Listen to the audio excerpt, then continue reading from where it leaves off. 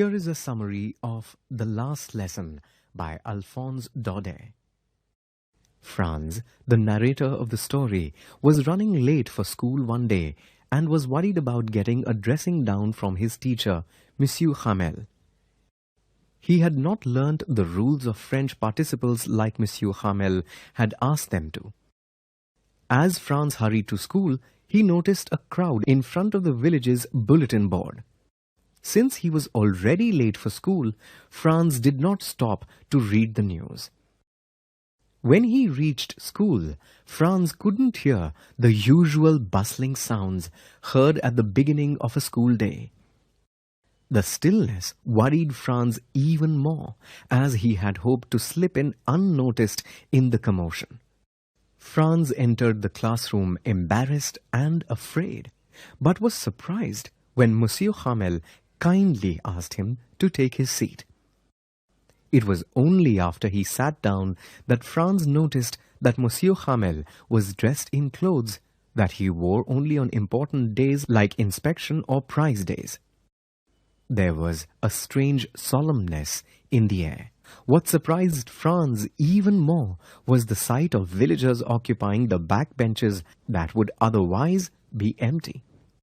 As Franz wondered what was happening, Monsieur Hamel informed them in a grave tone that this would be their last French lesson.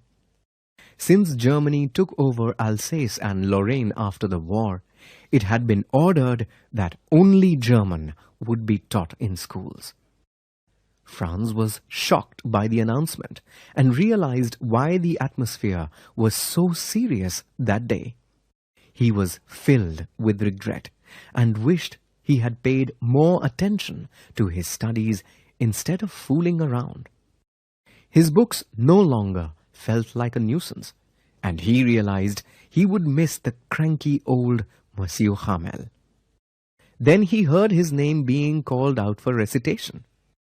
Completely unprepared, Franz made several errors as soon as he began and stood there feeling terribly ashamed.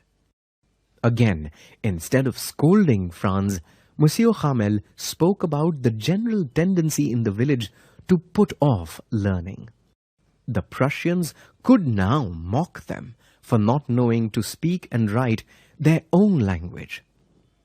Monsieur Hamel went on to say how it was not just Franz's fault. Franz's parents were guilty too, for they preferred that he work on a farm or at a mill than attend school. Monsieur Hamel confessed that he himself acted irresponsibly when he gave students holidays so that he could go fishing. Monsieur Hamel then spoke about how French was the most clear and logical language, and how they must guard the language. By doing so, they would have retained at least one part of their freedom. While they continued with the lessons for the day, Franz found himself paying attention to every word that Monsieur Hamel uttered.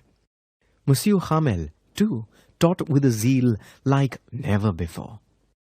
At one point, Franz looked up from his work and saw Monsieur Hamel gazing at everything as if he was trying to take a mental photograph of everything he could see.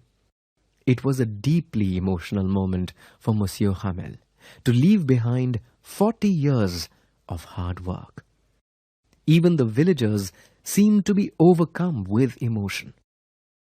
Finally, when the lesson ended, Monsieur Hamel stood up to speak, but words were stuck in his throat. He only managed to write "Vive la France" on the blackboard and dismissed the class with a wave of his hand.